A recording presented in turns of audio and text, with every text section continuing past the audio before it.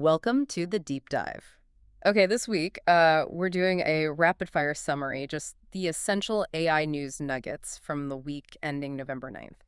Yeah, the goal here is to quickly unpack what matters from, copyright fights to how people are actually using this stuff. And what really jumps out this week is this tension. You've got amazing innovation, loads of consumer interest, butting right up against, well, serious IP challenges and some definite caution from the financial markets. It's real push and pull. Exactly. We need to break that down for you. Okay, let's start with the legal stuff then, because this feels big. Yeah. Code, that's the group representing Studio Ghibli, Bandai Namco, giants like that.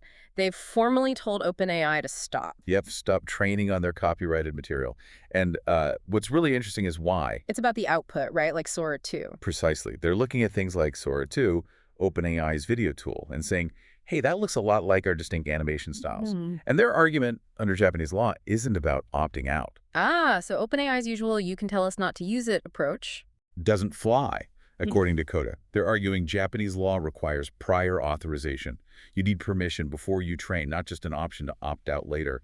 That's a fundamental challenge. A huge potential risk for the training models. And does that risk maybe spill over into finance? We saw the NASDAQ dip, about 3%?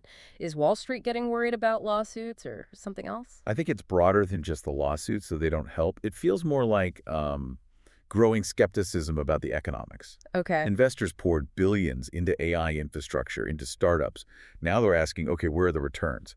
There's a shift from pure excitement to concern about execution and actual monetization. Who's building a real business here? Right. Who's got sustainable revenue versus just like burning cash on compute power? Exactly. And speaking of costs, Sam Altman made a point this week about OpenAI not looking for government help, like bailouts or loan guarantees, for their data centers. Yeah, he was pretty clear on that. He stressed it's all private financing. Basically saying if we build these massive data centers and the company, doesn't make it. It shouldn't be the taxpayer fitting the bill. Right. It fails on its own dime. It's a statement about taking private risk, which, interestingly, contrasts with how some governments are approaching AI regulation, like India. Yeah, India's taking a different path, aren't they? No big sweeping AI law like the EU's. Correct. They're deliberately avoiding that. Instead, they're using existing laws, focusing on specific risks, sector by sector. Things like data protection, algorithmic transparency in high-risk areas. Kind of a more targeted approach. It's a major test case, really. Right. Can a lighter regulatory touch actually keep up with AI's pace? We'll see. Okay, so if Wall Street's getting a bit cautious, where's the new innovation money coming from? I saw the Laud Institute launch something called Slingshots. Yes, Yeah. That's a really interesting model. Laud, the research philanthropy arm, they're giving grants to 15 projects, startups.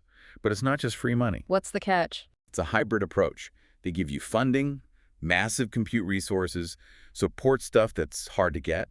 But in return, you have to deliver something concrete, fast. Either launch a full startup or release an open source code base. So it's about accelerating things, getting research out of the lab and into the real world quicker. Exactly. Short-circuiting that path to impact. And speaking of impact, that consumer adoption piece. So Bora launching on Android. Yeah. The download numbers were huge. Huge. Around 470,000 estimated on day one. That's like 4 times the iOS debut. Wow. So people are definitely interested in playing with generative video. Undeniably. The mainstream interest is there. And you can see how companies like Google are reacting. They just expanded Opal. Their no-code AI builder. Yeah, fantastic tool. Now available in 160 countries. It lets basically anyone build little AI apps using just plain language. No coding needed. So democratizing AI creation. Absolutely. It's about getting tools into more hands, capturing that wave of consumer curiosity right at the frontier of adoption. Okay, costs, legal battles, adoption. One last piece. Skills. What do we actually need to do in the AI age?